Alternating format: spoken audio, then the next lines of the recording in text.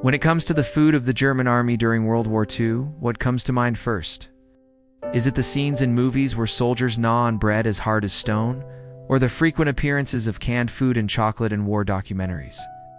We often say that before an army moves, its provisions must go first. The combat effectiveness of an army is often inseparable from strong logistical support. Don't underestimate a meal in wartime.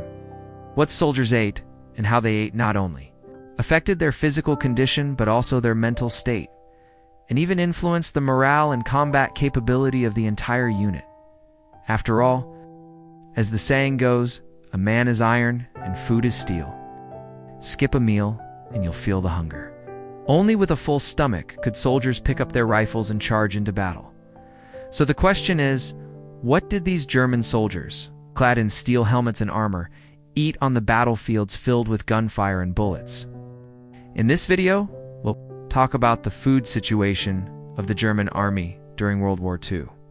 During World War II, German military's food ration system was highly meticulous and systematic. Its logistical system was divided into 4 levels.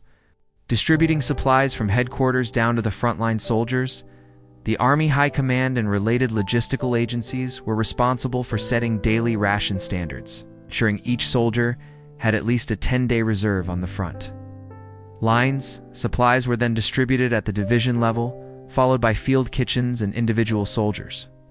Forming a layered supply chain, the standard daily ration for frontline German troops weighed approximately 1,698 grams, including 700 grams of rye bread, 136 grams of fresh meat with bones, 250 grams of vegetables and fruits, 320 grams of potatoes, 80 grams of beans, and small amounts of dairy products, coffee, sugar, and salt. The variety of food was quite comprehensive. The daily ration was divided into 3 meals. Breakfast accounted for 1/6, lunch for 1/2, and dinner for 1/3. According to this system, each combat soldier theoretically received relatively balanced nutrition to meet the physical and nutritional demands of high-intensity combat. The German army also established dedicated cooking units in advanced field kitchens. Each division's food management office coordinated with the troops, counted personnel, and assigned tasks to baking and slaughtering units. Yes, bread, as a staple for Germans, was so important that the German military system even created a separate unit for it. The baking units were part of the logistical supply system, responsible for centrally baking the bread needed for the front lines. Each baking unit was equipped with 2 oven trucks, 1 dough mixing truck, a 6.5 kilowatt generator truck, and 5 transport trucks. The team included officers, clerks, and soldiers. With 60 professional bakers who could produce 15,000 portions of bread daily, each weighing 1.5 pounds, enough for 1 soldier's daily bread ration. Moreover, to address the issue of cooking ingredients on the front lines and ensure soldiers could have a hot meal, the Germans had specialized field kitchen wagons, typically designed as 2- or 4-wheeled trailers with integrated stoves and large pots. Because of the smoke emitted from their exhaust pipes, they were jokingly called Goulash Cannons. These field kitchen wagons could simultaneously stir-fry vegetables, stew meat, make soup, and even brew coffee for the soldiers. On the chaotic battlefield, a steaming bowl of soup or a hot meal not only provided warmth but also boosted morale. However, various unexpected situations could arise on the battlefield.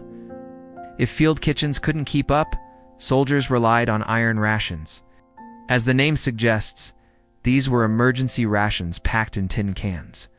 Distinct from the meals cooked by field kitchens, they were similar to the American rations. Designed for situations where lighting a fire wasn't feasible, regular rations were depleted, or for emergency use behind enemy lines. A single iron ration typically included 250 grams of dry bread, 200 grams of canned meat, 150 grams of canned vegetables, 25 grams of coffee powder, and 25 grams of salt, totaling 650 grams. These were easy to preserve, required no heating, and were convenient for soldiers to carry, especially during combat or before critical missions. Additionally, the German army distributed combat rations, which included high-calorie biscuits, chocolate, candies, and cigarettes to quickly replenish energy and alleviate stress and fear during intense battles.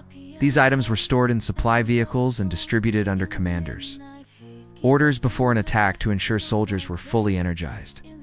If you were an ordinary German soldier on the front lines during World War II, under ideal conditions, your daily meals would look like this. In the morning, you'd wake up to a portion of warm rye bread, which you could slice and spread with a thin layer of butter or jam, paired with a small cup of black coffee brewed from 10 grams of coffee powder. Eating bread while sipping coffee.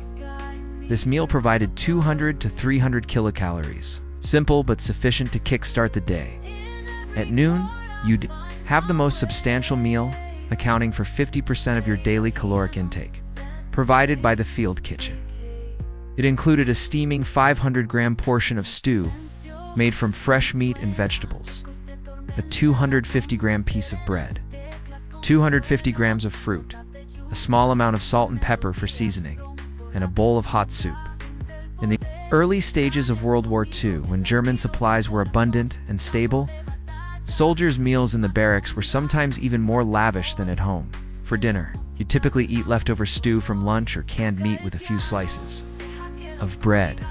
In total, the day's meals provided approximately 3,000 to 3,500 kilocalories, enough to sustain the high energy demands of combat. The 3 daily meals described above represent an idealized standard. In reality, the German army's food situation varied greatly depending on the region and battlefield conditions. After the fall of France in 1940, the German army's food situation in Western Europe was, at one point, a highlight of the entire war. France, a renowned agricultural powerhouse in Europe, was rich in resources. The Germans' ally requisitioned large quantities of grain, meat, dairy products, and endless supplies of wine and champagne. As a result, even ordinary German soldiers stationed in France often enjoyed fresh bread, sausages, cheese, red wine, coffee, and chocolate on their tables, a stark contrast to the increasingly rationed civilian life back in Germany. Many German soldiers even wrote home, boasting to friends and family about the fine French wine and sausages. Additionally, France's well-developed railway and road systems were repurposed into a military transportation network. Data shows that in 1941, about 2/3 of France's railways were used to transport supplies to Germany, making France a critical rear granary for the German army during the war. However, after the Allied landings in Normandy in 1944 and the gradual recapture of French territory, the German army's food supply system, which heavily relied on France, was completely disrupted. Losing this vital supply source severely deteriorated their logistical capabilities, becoming one of the catalysts for the German army's eventual collapse. On the Eastern Front, in the Soviet-German theater, the situation was entirely different.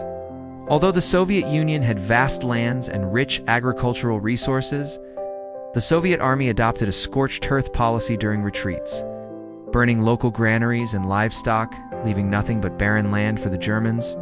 As the German army advanced deeper into Soviet territory, their supply lines stretched thin, and the underdeveloped Soviet transportation infrastructure, with varying railway gauges, made material transport extremely difficult. Food shortages became routine, especially in winter. Harsh conditions froze roads, rendering even horse-drawn carts immobile.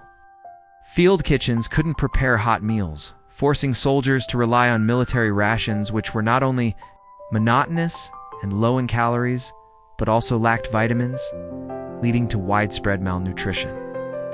During the Battle of Moscow in the winter of 1941, German soldiers on the Eastern Front often survived on 3 meals a day of potato soup mixed with breadcrumbs, frozen canned meat, and rock-hard rye bread. In such conditions, a hot bowl of soup was a luxury. From 1942 to 1943, during the intense Battle of Stalingrad, both sides fought fiercely over contested ground. When the German 6th Army was encircled, their supply lines were completely cut off, relying solely on airdrop supplies to feed 300,000 soldiers. However, the German Air Force could only deliver an average of 105 tons of supplies daily. far below the minimum requirement of 750 tons. As a result, soldiers went hungry and froze. Their morale plummeted. And prolonged starvation, combined with freezing temperatures, led to rampant diseases, severely reducing combat effectiveness and survival rates.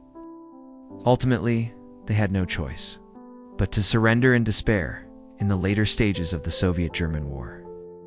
The German army's supplies became even more strained, barely able to sustain the troops. Most soldiers had to forage for food, scavenging from local civilians' grain and livestock.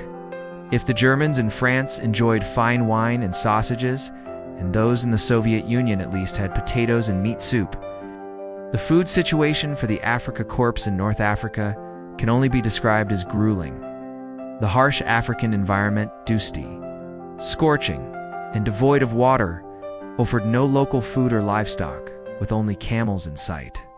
The Afrika Korps relied almost entirely on Italian sea transport for supplies, shipped from Italy to Libyan ports, and then hauled across vast deserts by truck convoys to reach the front lines.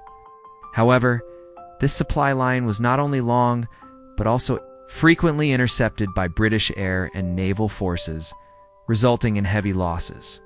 On average, 30% of German supplies sent to North Africa were either captured or destroyed by the British. When shipments were disrupted, soldiers had to tighten their belts, and their meals reflected this hardship. The diet of the Afrika Korps was extremely monotonous, consisting mainly of canned pork or beef and dry rations like compressed biscuits and rye bread. As the hot climate made fresh food storage nearly impossible, vegetables were scarce, but the most precious resource wasn't food, it was water. A soldier's daily water ration was strictly limited to 3 liters for both drinking and hygiene, leading to frequent dehydration, heat stroke, and kidney stones. From 1944 onward, the Allied strategic bombing of Germany reached its peak, devastating railways, bridges, ports, and factories. Transportation was paralyzed, and industrial and agricultural production was severely disrupted. Even major cities like Berlin and Hamburg faced food shortages, let alone delivering supplies to distant front lines, according to German statistics. By the second half of 1944, agricultural output had dropped by over 30% compared to pre-war levels, with significant declines in dairy, vegetables, and meat. Even rye and wheat for bread were in severe shortage. To sustain the military and war industries, Germany was forced to cut civilian rations and prioritize food for the army. Even so, frontline soldiers received fewer and poorer quality rations. By late 1944, the daily food allocation for frontline German soldiers had dropped from 1,700 grams to less than 1,000 grams. With limited variety and shortages of even salt and seasonings, fresh meat and vegetables became a luxury, and even elite units like the Panzer divisions and SS could barely maintain basic sustenance. In the final stages of World War II, the German army's logistical system was on the brink of collapse, with chaotic food distribution and many units receiving no supplies at all. Hunger directly impacted combat effectiveness. By the spring of 1945, before the Battle of Berlin, frontline troops were widely malnourished and physically weak, with many suffering from night blindness and scurvy. Hunger and despair eroded their will to fight, leading to frequent desertions and self-inflicted injuries to avoid combat. A common complaint among soldiers became a true reflection of the German army's final days. We weren't defeated by the enemy's guns, but by hunger. In the end, wars are ultimately a contest of resources. Looking back at the German army's food situation during World War II, it's clear that, despite a meticulous logistical system and scientific ration standards, the army succumbed to the harsh realities of resource depletion. From fine wine and sausages in Western Europe's France, to potatoes and bread on the Eastern Front in the Soviet Union, to dry rations and canned food in the North African desert, the German soldier's dining table was a microcosm of the war's trajectory. An army's ability to keep fighting depends not only on advanced weapons or brave soldiers, but also on a steady supply of food and resources to sustain them.